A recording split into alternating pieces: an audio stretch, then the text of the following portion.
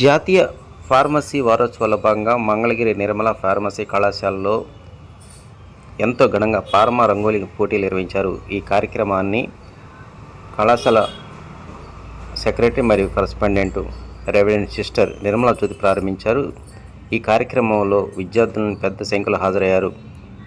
ఈ కార్యక్రమంలో ఇంకా కళాశాల హెచ్ఓడి డాక్టర్ హరేకృష్ణారాయ్, అదేవిధంగా organising secretary doctor R Naresh బాబుతో పాటు ఈవెంట్ కోఆర్డినేటర్లు పాల్గొన్నారు.